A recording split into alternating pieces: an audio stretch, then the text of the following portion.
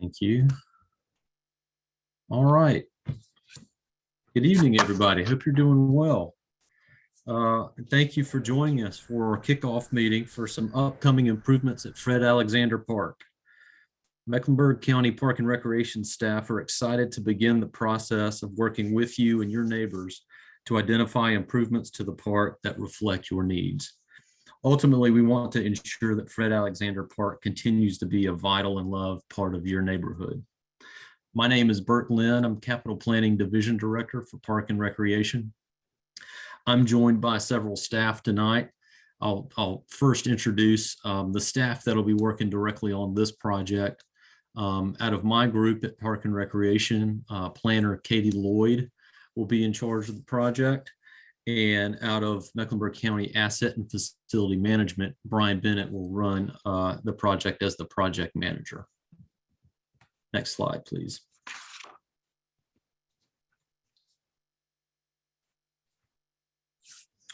So during our meeting, we wanted to discuss how this project was funded and share some of the context and history of Fred Alexander Park. Most importantly, we want to hear from you. We have a series of questions and discussion items to share that will give you a chance to help direct us in how we improve Fred Alexander Park. We'll wrap up today's meeting with an overview and a project schedule. Next slide. As we get started, I wanted to walk everyone through some of the features of our virtual meeting platform. It's important that everybody stays muted throughout the presentation. You'll notice a button on the bottom left of your screen. Make sure the red slash is through the microphone button there, and that indicates that you're muted. There will be an opportunity to ask questions toward the end of tonight's meeting by either unmuting or using the chat feature, which we'll test out here in just a second. If you have comments or questions throughout the presentation, you'll be able to use the chat function. There's a button on the bottom of your screen to bring up the chat box. And then later in the presentation, we'll have an opportunity to mute and discuss certain items of the project. So let's start by testing out the chat feature. So if you would, please type in your name and your favorite outdoor activity.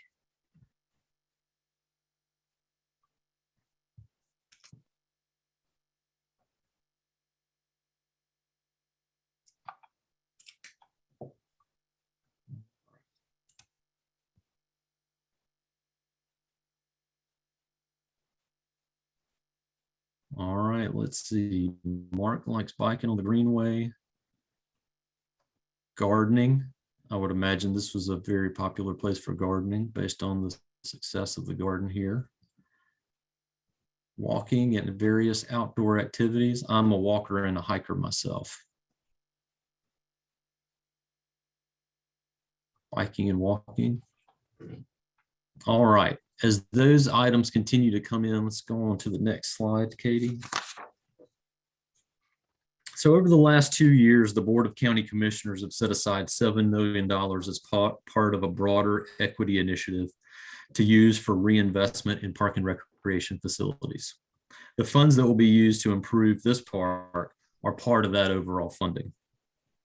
We've recently completed our new Park and Recreation Master Plan Playbook. One component of the plan was a full inventory and assessment of all parks, greenways, nature preserves, recreation centers, and other department facilities. We completed the inventory and assessment of over 250 Mecklenburg County Park and Recreation facilities. This provides us with a snapshot of the current conditions of every facility. We will update this assessment on a regular basis. So over time, it'll be used as a tool for benchmarking our progress and helping us prioritize investment and reinvestment in our facilities.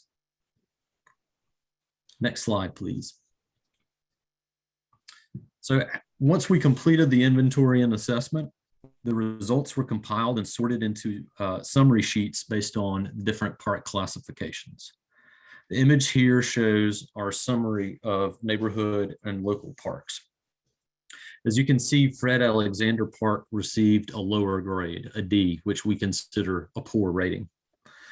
While the playground is relatively new, other items and amenities within the park that led to this grade are the age of those amenities, the tennis court and the basketball court. We've had some issues with cars parking within the park itself. And then we've got some accessibility concerns due to the age of some of the sidewalks and in the circulation system throughout the park. So the lower grade for this park made it a great candidate for additional investments and to be able to make these improvements sooner rather than later. Next slide, please. We just wanted to show kind of in context the other parks that also received funding in the $7 million that were set aside for park reinvestments. You can see Fred Alexander up at the top of the map right there. So with that, I'm going to turn things over to Katie Lloyd for our first poll of the meeting. All right, so the first one's an easy one. We wanted to see how many folks have ever been to Fred Alexander Park. Hello. Hello. Hi there, this is Taylor.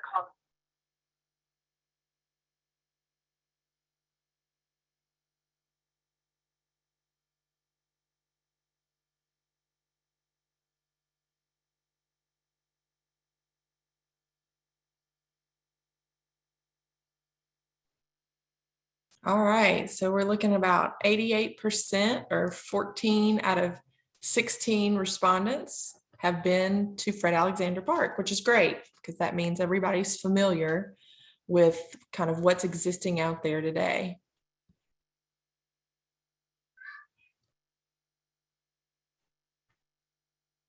All right, so moving on. So I first wanted to give a little history about the park's, the person the park was named after.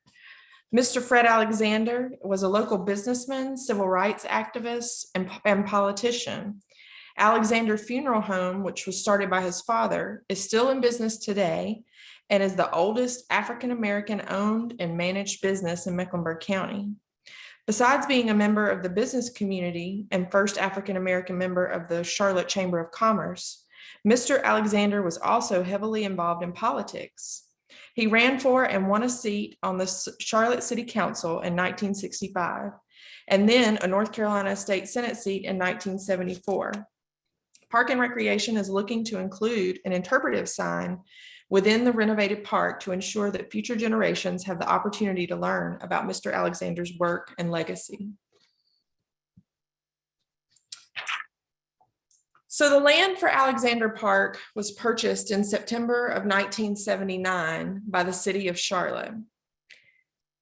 This was back when the city had their own park and recreation department. And based on the available aerial photography, it appears that the park was developed sometime between its purchase and 1983.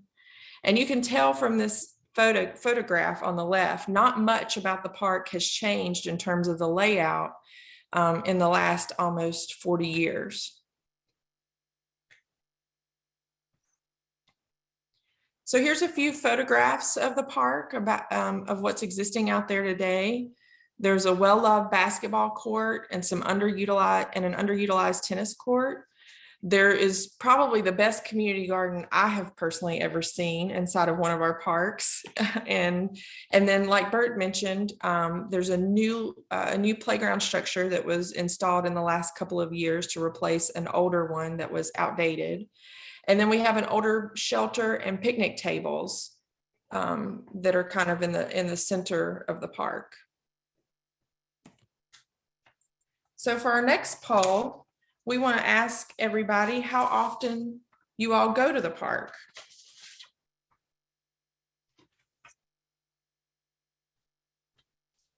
We'll share those results in just a minute.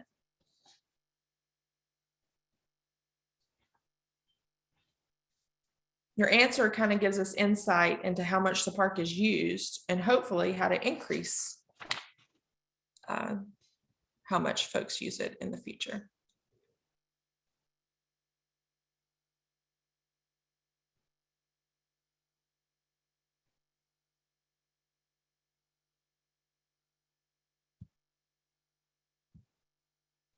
So it looks like most people go about once a year, 54% of the people that responded. And we've got a few people that go more frequently than that. But hopefully after we do some improvements there, we can increase those visits some. So this is going to be your opportunity to kind of raise your hand or unmute and share with us some of the things that you would like to add to Fred Alexander Park. You can type your response in the chat window, or like I said, you can raise your hand and we can ask you to unmute. And by the way, this could be something small or it could be something totally new. There's really no limit on what you could ask for here.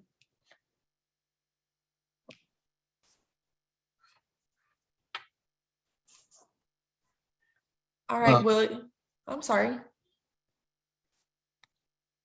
This is Ron Ross. I didn't raise my hand, so if someone raised their hand, I guess they should go first. No, go ahead. We can. Okay. We'll get to everybody. All right. I'm Ronald Ross, and I'm neighborhood president for the Northwood Estates Community Organization, which is adjacent to the park. I did submit a whole slew of amenities I'd like to add, but I'll just highlight a couple so that I can listen to other people's recommendations as well. I would like to see, there's a item that's called the Big Belly trash can. Again, you know, it kind of gets congested with a little trash or whatever, and this also will serve to eliminate some of the hopefully routes that a truck would have to come there to pick it up. And also it can also have an amenity such as some cell and Wi-Fi technology embedded in that can also assist us with the digital divide that we have in our communities and afford some of the youngsters the opportunity to maybe even come to the park and, you know, do homework and et cetera, with that amenity. And also would like to recommend exercise equipment be installed at the facility. And I'll cut off my recommendations in that, and I've submitted others as well. Thank you, Mr. Ross. I wrote down some of those off the website, so if nobody else mentions them, I'll go over some of those that were put on the website as well before we move on. I believe William had his hand up.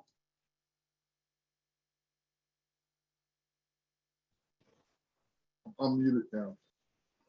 Great. My biggest concern is residents, whether they be really adjacent or coming from other parts of town, parking on the park. It appears that we don't really have any designated parking area, whereas when people come to play basketball or whatever, they just park on the grass. And I don't know whether or not there is scheduled usage. It appears that people just go down to the park anytime they want to. In fact, I'm really afraid to even take my grandkids out now, who are teenagers now, to the park, because I don't really know whether or not there's any illegal activity going on. I do like the recommendation of exercise equipment on the park. Thank you. Would anybody else like to speak up? Yes, this is Baba Reggie with the Mills Place Group, and we've been affiliated with the park since 2009. And we're very proud of the work that the young men and the young Black men and other Black men in the community, as well as those from the community who have supported us and continue to support us. So we've been a mainstay there since 2009.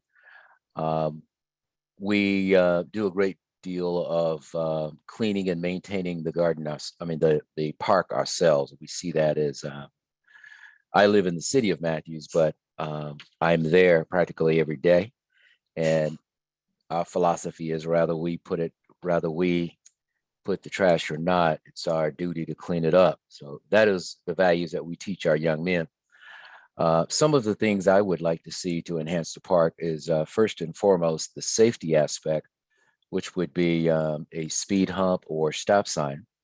And it is a park and there is crossing, and right there at Devonshire and McAllister Drive is, and we've witnessed several accidents there.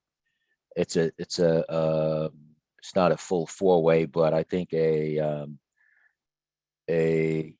speed hump might be more effective, because I think even with a stop sign, people may not slow down, but I think they might be a little bit more reluctant to damage their vehicle. So I would say a speed hump, stop sign regarding safety. And Brother Ron mentioned the fit zone. I'm in agreement with that. Gives folk a diverse means of exercising. A walking trail or a walking path. I would say a new or a painted shelter with lights underneath, and benches, and lighting throughout the park. I would like to have better lighting throughout the park. And again, that lighting should be under the shelter in addition to around the park. Enhanced basketball court, tennis court, and I agree with Brother Ron on the need for Wi-Fi. Our young people do educational activities out there. We do host guests who are interested in seeing the work. And so we do tours over there, and people are needing places to park their vehicles. And so I think certainly that would be of great benefit as well. Thank you all, and thank you for investing in this community, and thank you for investing in this park. We know that it's hasn't gotten the attention of some of the others, and I think to the degree we're able to reinvest in it, I think we'll start to see those numbers climb, and people will make better use of it. And I think it will proportionally impact some of the chronic disease that we see so prevalently from not only the food insecurity, but also from lack of active living. So thank you all. Thank you. We appreciate those additions to our discussion. Would anybody else like to speak up? Katie's also been adding, by the way, y'all's comments from the chat if you don't want to talk. So feel free to continue to add things there. I believe she added a bike track, signage that indicates this is, I guess, a walk-up park, and that there's no parking lot on the premises.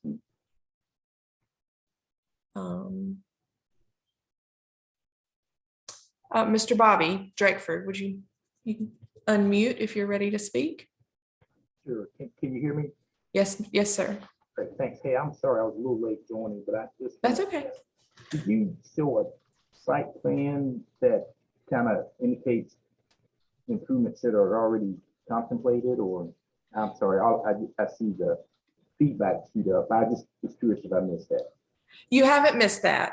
No. So we were going to talk through some of that. I can flip back to a map of the park if we need to, when we get into the discussion about some of the things that, you know, we kind of have been going over in our heads, if that helps to orient you. But we haven't gone over any of that yet. Okay, thank you. No, that's fine. Thank you. Let me ask, is the area, so there's like that little creek there, so are the improvements contemplated on both sides of the creek, or is it?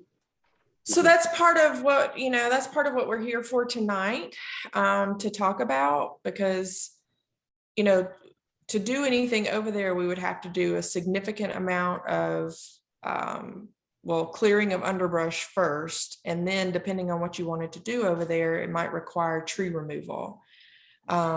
There's a creek down there. There's also a gas easement that runs through that area, which would probably limit certain things just because we're not allowed to do certain types of construction on top of a gas easement. So, that's certainly, like I said, why we're here tonight, to talk about, maybe we should consider activating some of that area. Of course, one of the big things that Park and Rec kind of always tries to take into consideration with any of its park development is we do try to preserve as much tree canopy as possible. We live in a hot, humid climate. And so if we want folks to get out there all year round, it's important to have kind of areas of respite for them. But that's not to say that there's not a way to activate that area with some sort of amenity and still maintain, a decent amount of tree cover there. So, any ideas for that area would be welcomed for sure.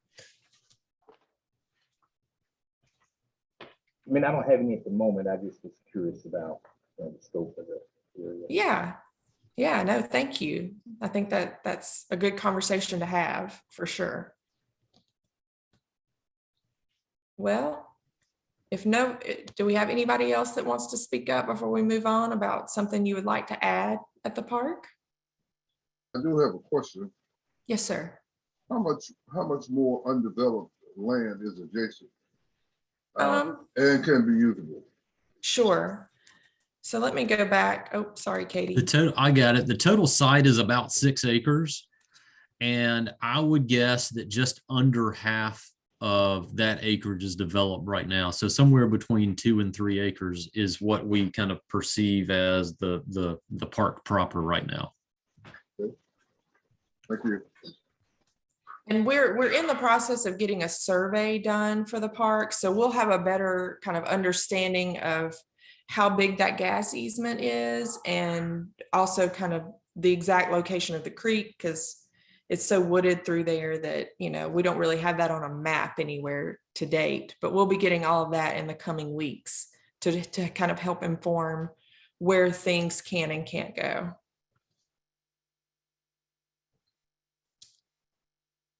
Mr. William, your hand is still raised. Did you want to add anything else, or are you okay?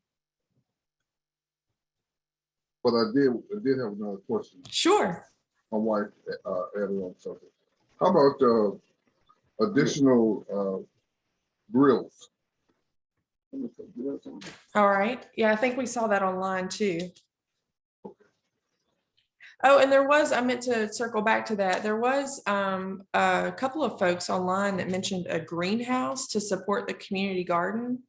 And I know we kind of were interested in what that might look like. Is it something to just get seedlings started in the spring? Because obviously there's a big kind of a wide range of what a greenhouse could possibly be. So if someone whoever put that on the webpage, if you could speak up and kind of give us a little more information about what you would want to use the greenhouse for, that would be super helpful.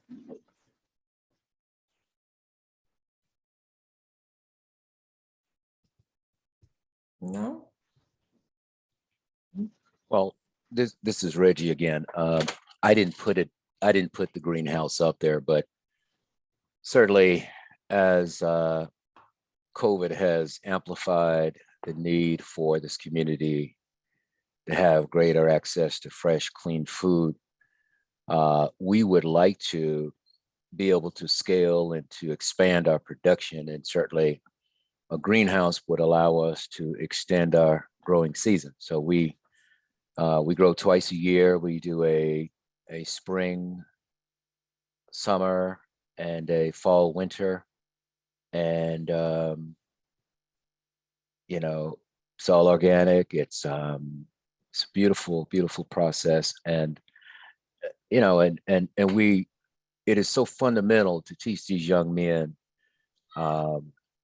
full food system work, and we use it as a teaching facility. And also, again, people from throughout the community are able to come engage, particularly the seniors. And so the ability to expand our production would be incredible. The ability to teach even more greater innovative ways to grow would be incredible. So I certainly would see great advantages to it, along with some of the other mechanizations that go along with that. So I was thinking a little bit more than starting seedlings. We do use a variety of ways of growing. We do, of course, with seeds and with plants, and we got great partnerships and highly regarded throughout the community here. But with North Carolina A&T and with Tuskegee and Maryland Eastern Shore and Clemson, we in fact, these young men have traveled to Cuba twice, Ghana twice, and we're scheduled to go to Egypt this summer. Hopefully we can get it in if COVID cooperates. So they've studied food system work throughout the world, and we're looking at ways in which we can bring it right back here on Beatties Ford Road. This is a oasis of good things happening, and I know that oftentimes people, you see the negative things happening, but this is one of those great stories I just don't think has adequately been told. But so I would be in favor of the greenhouse. Perhaps, well, even electricity. I would like to have some electricity, and then well, there was one other item I didn't write it down, but so yeah, I would be in favor of a greenhouse though, because it does allow us to again to expand our to not only produce but to teach and engage many of our people in the community who are just not familiar with agriculture, believe it or not, but need to be reacclimated to our glorious history and traditions around agriculture. Reggie, this is James. So have you experienced with aquaponics? In that I know J.C. Smith had aquaponic greenhouse, and it's a good approach. I'm not saying that's something, but certainly that's another production. Greetings, James. Thank you so much. Aquaponics, which is the use of fish and plants, as well as hydroponics with the plants. Yeah, those are vertical growing. These are excellent, more innovative ways to get more production, particularly when space is limited. Now, you know, we'd love to have 100 acres, but having said that, we have to use creative ways to get our production up to meet the needs. And so certainly hydroponics, aquaponics, being able to grow vertically, in-ground raised beds. We're open to using all of that. And again, we'll travel around the world and throughout the US to look at some of the techniques and the strategies that people are using. And so yes, sir, that aquaponics would be an excellent addition. Reggie, do you have any kind of idea what the space requirements for something like that might be, just out of curiosity? For a greenhouse? Yeah, like what the kind of minimum that would be helpful? We've been thinking something around, of course, a huge one would be like a 60 by 90. And this would be, I've been working with Cooperative Extension, who are great friends of ours, great partners, as well as Park and Rec. I know many of the staff, long-term relationships. And actually, Peter and I got together back in 2008 to help bring this thing to fruition. But I would say like a 60 by 90, that with the AC, the heated aspects to it, and that would even allow us to be able to do various classes as well, particularly as people come and tour and learn more about native plants and various ways to prepare meals, healthy meal options. And so I think the ability to have that educational component, I think, would be very helpful. Thank you. I appreciate that for that additional insight. Thank you, Katie. Certainly. I believe Miss Fran is having some audio issues, so I just wanted to kind of quickly summarize some of her thoughts that she's been sharing. She echoed the need for cameras and speed bumps or humps in the area. And then also mentioned that she might like, it might be nice to have like a small stage for community events. And I believe somebody else had a question about a greenhouse in the chat. The question is, could a greenhouse support the sustainability of the proposed co-op grocery store at Reader Memorial? Reggie, I may have to kick this to you because I'm not sure I'm familiar enough with it. Okay, ask me the question again. The question is for Mr. Jones, Jared Jones. Yeah, I can raise it. Thank you. Hey, Baba Reggie, this is Hey, Gerard. hey, brother Gerard, how you doing? Hey, good. Thank you for your work, man. I was Thank you. curious about, I live in the neighborhood as well. So curious about if the fruition of a greenhouse could support the proposed co-op that you worked on. I think it was in partnership with UNC Charlotte. And some other folks, some other key stakeholders in our city. But, we live in a food desert. And so just curious about how the greenhouse may help commercialize a small grocer at Reader Memorial Baptist Church. Yeah, Reader has been a longtime friend and supporter of our efforts. They've helped to fund some of our travel, international travel, and our young men have gone over there doing their summer vacation and have taught some agricultural classes over there. So with our production, certainly, Gerard, we will be able to provide them with some of the clean, local, organic produce that we produce from the garden. And I anticipate being able to help furnish and supply some of that. Now, one we saw happen with COVID was how that supply chain got disrupted, and people really benefited when they were able to have a relationship with a local farmer. And so I think that, again, it would be very, very helpful with Reader and any other place of worship, or we played a role in helping to, the Mills Place was a partner along with the health department and Park and Rec, helping to build a orchard over there. And so there are fruit trees over there. Friendship Missionary Baptist Church also has an orchard that the health department, and certainly the Mills Place was a partner there too. So we've been up and down supporting many of these efforts. And I certainly see that as something we'll continue to do. Let's see, Sister Sheila has a question and asks if the greenhouse only for the Mills Place, and can anyone use it? When we started the initiative back in in 2009, our garden was actually different from most of the community gardens in that this was a group that was our organization, our nonprofit was working this, and we knew we wanted to make it. I've seen so many community gardens begin and people get excited about it, and either when the lead or the captain get sick or move out of town or transition or something, they just go to waste, and after a season or two. But we wanted to be accountable, wanted to be visible and have a presence and be consistent, and that's what we've been doing. So certainly there are a number of people who from the community who come out every day and support Miss Bernice and Miss particularly the older sisters. They really come, and for many of them, it's cathartic just watching the garden grow.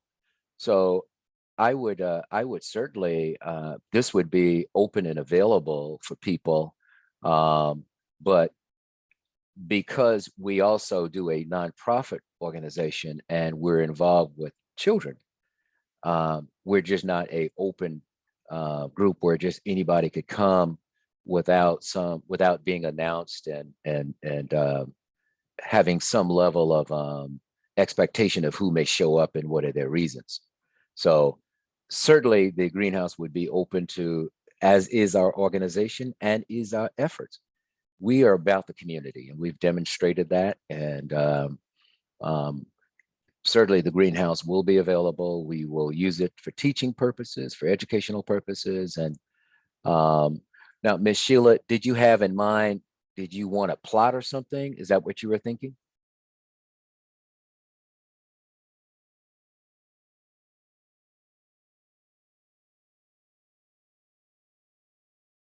Okay.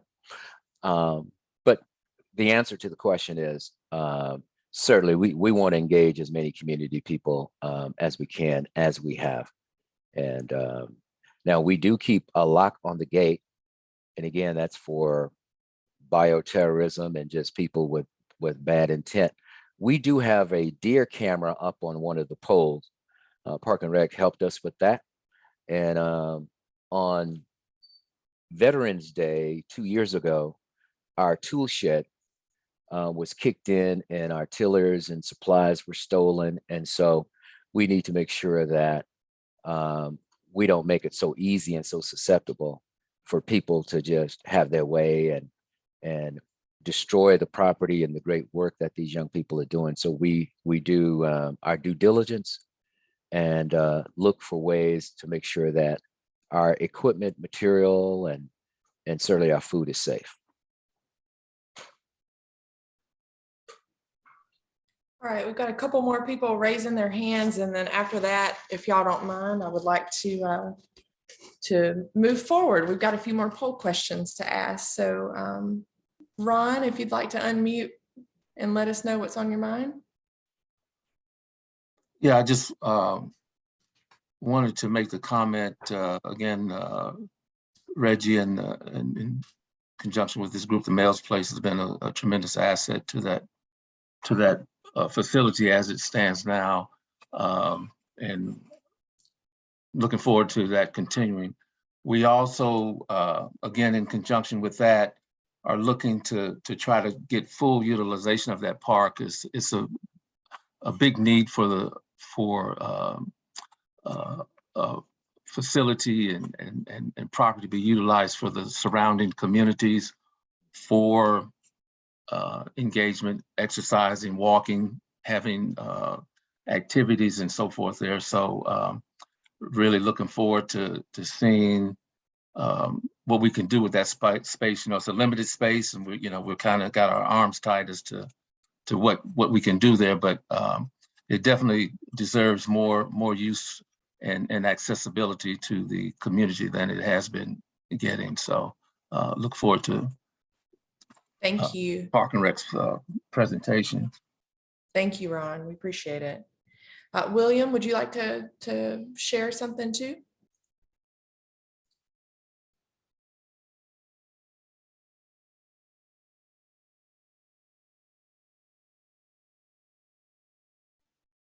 I may have lost him. All right, well, we're going to move on. And there's some more opportunities for additional feedback here in the next few slides. So we look forward to seeing that. So some of the things that Park and Rec has just kind of batted around, and this is super like, we're not married to anything at this point. It's just things that we recognized and thought might be worth, kind of exploring. Basketball seemed to be something that most of the kids out there enjoy playing. So that court obviously needs some improvement. There were some kids actually on site one day when the project manager and I were out there. And so we just kind of took a impromptu poll of the kids, and they wanted additional swings because there's only 2 swings for bigger kids and then 2 toddler swings. So they felt like there weren't enough swings on site. All of the seating throughout the park needs to be updated. none of it is, to the standard of what we put in more modern parks today. And then the kids that were out on site that we talked to, every single one of them showed up on a bike. So when we asked them if they would, be interested in something to do on their bikes in the park, their eyes lit up. So we saw that as a possible opportunity as well. And then I think, as was mentioned in the previous question, the shelter is older and it either needs to be replaced or rehabbed. There's not a water fountain anywhere in the park for public use, so that needs to be added. And then again, all of the entrances and walkways need to be enhanced and made more accessible. So on to our next poll. And this is, just based on some of our thoughts. This clearly doesn't include everything that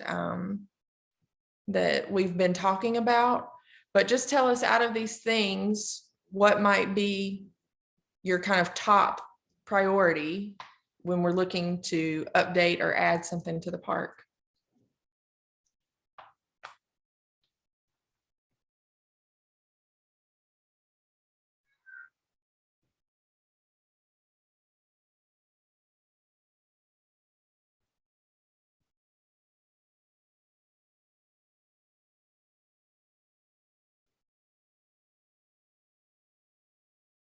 All right, about half of you have responded. We'll wait for a few more to trickle in.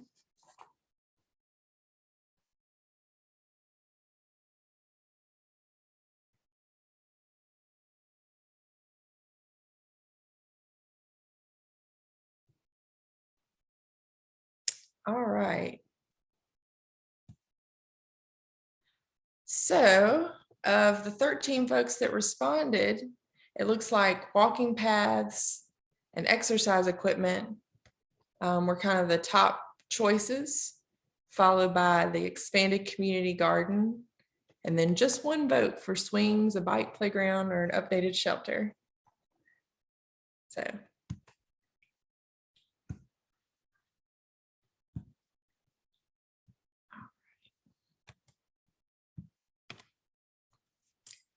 So this is kind of an open-ended question as well. And this is, this doesn't have to be anything you would want to add or anything like that. But if there's any kind of additional information that you want to share with the group or with Park and Rec, this is the time for us to hear from you. So if you want to raise your hand or just put it in the chat and we can type it in onto the screen, please let us know if there's anything else before we move on that you want to talk about. Go ahead, Ron, you can unmute.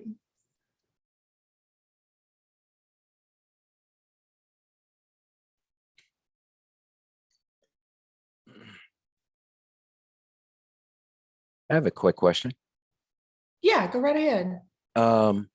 If there, so will Park and Rec, Mecklenburg County, do most of the construction and contracting? And if not, will there be opportunities for young people, particularly young Black men, to profit from the work and the construction that might take place?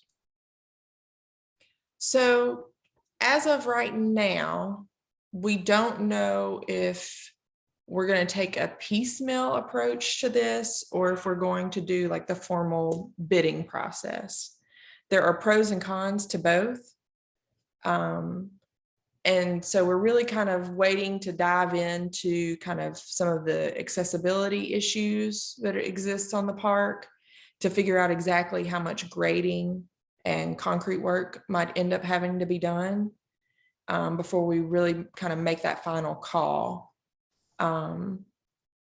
So I don't know, I probably didn't answer your question directly, but those are kind of the two options that are available to us because, with us being a government agency, everything either has to be bid or we have to have a contract, like an ongoing contract with somebody so that it's, it's been bid in the past. So for example, we have people that refurbish our courts, all over the county. And that's a yearly contract that people bid on and receive.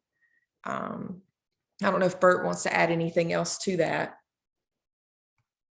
Yeah, Reggie, we've done some contractor drives in the past, mostly from a greenway standpoint, but we've got a number of projects, kind of smaller and medium-sized park projects that we could go in and do kind of direct select with smaller contractors, or kind of informal bids, smaller bids, or larger formal bids.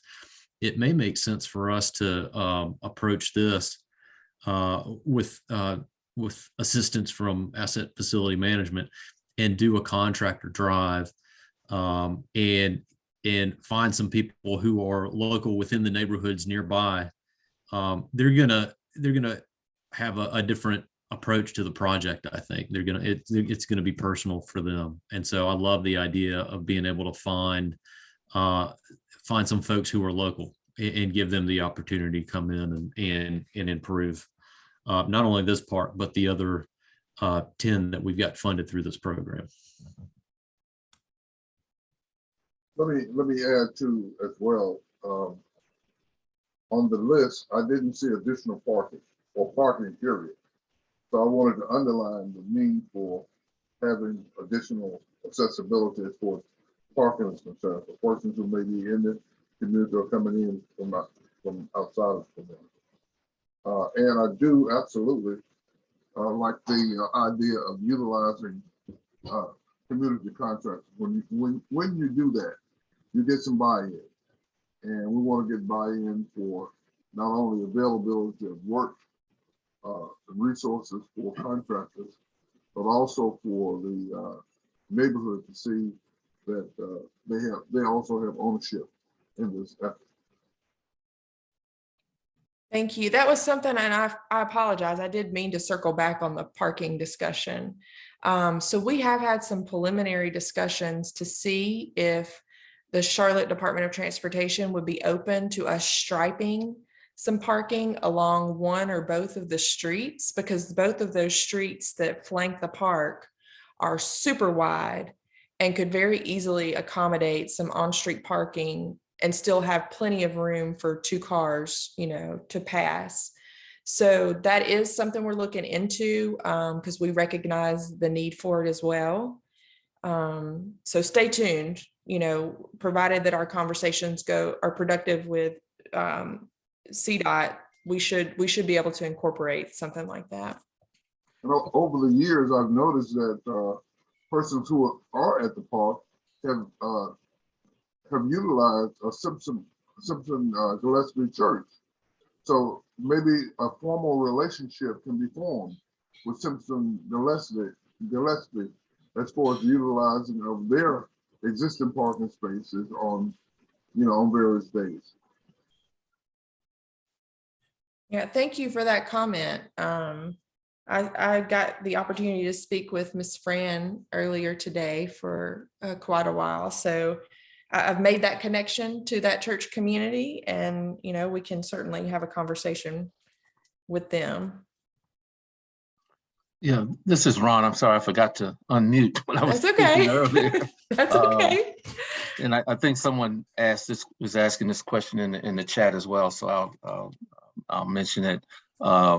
One is, what is the funds and the amount of resources and funds that have been allocated for the for the parks improvement?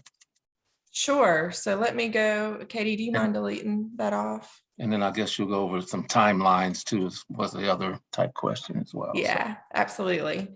So this is kind of our loose schedule.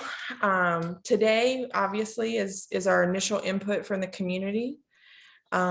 We hope to do some internal design concepts based on the information that we've gathered here tonight over the next couple of weeks. Part of this process, we're going to include kind of coming out to the park and just being there to kind of capture people who are there and talk to them, since those are the park users. So that information will also be fed into this initial concept.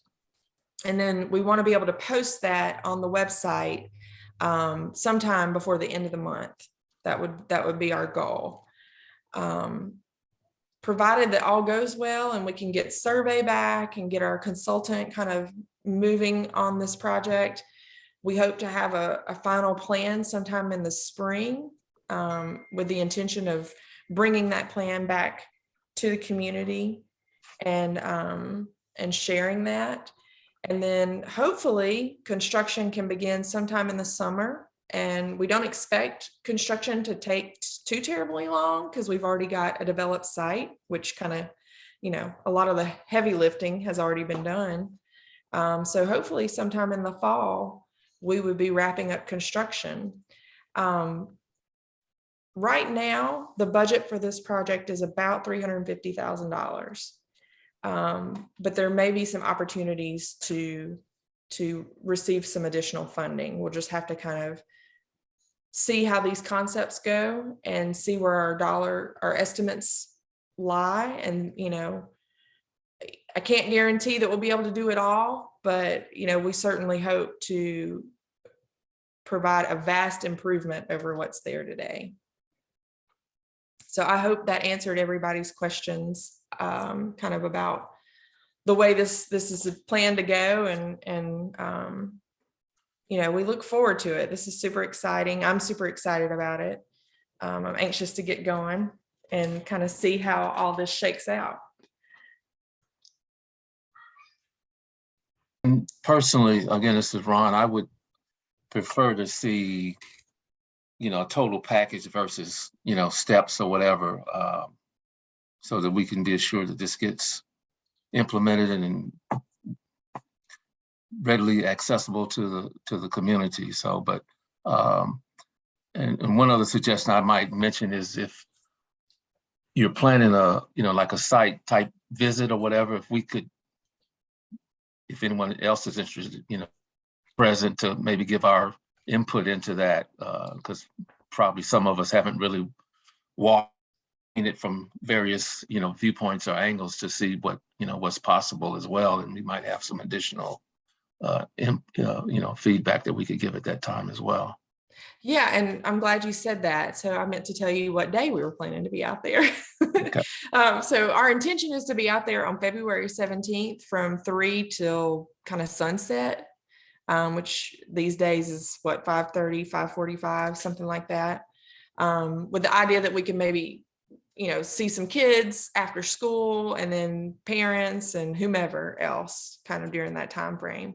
So as long as the weather is cooperative, that's where we'll be. And we would love to have y'all come out and give us more information. You know, and to your point, sometimes when you're walking on site, there you kind of get inspired in different ways. So there may be even new ideas that come from that. I've put my contact information up here along with Bert's and the Katie Lloyd's. So if any of y'all have any questions or just want to talk offline about something, feel free to reach out and give us a call or email us. And, you know, don't hesitate. We'll be happy to keep you updated. And we also plan on using the public input site, and the webpage is down there on the bottom left hand of your screen, as a way to try to keep updates, you know, going, or the most up-to-date information for the community. So check that website, you know, if you feel like you haven't heard anything about the project in a while, because you may find some information there as well. Well, thank y'all so much. This has been super helpful. We certainly appreciate everything that we've heard tonight. And we really look forward to what Fred Alexander Park is going to be in the future. So everyone have a great evening, and we'll talk soon. Thank you. Hopefully see you soon. Yeah. Too. Thank you. Thank you. Thanks.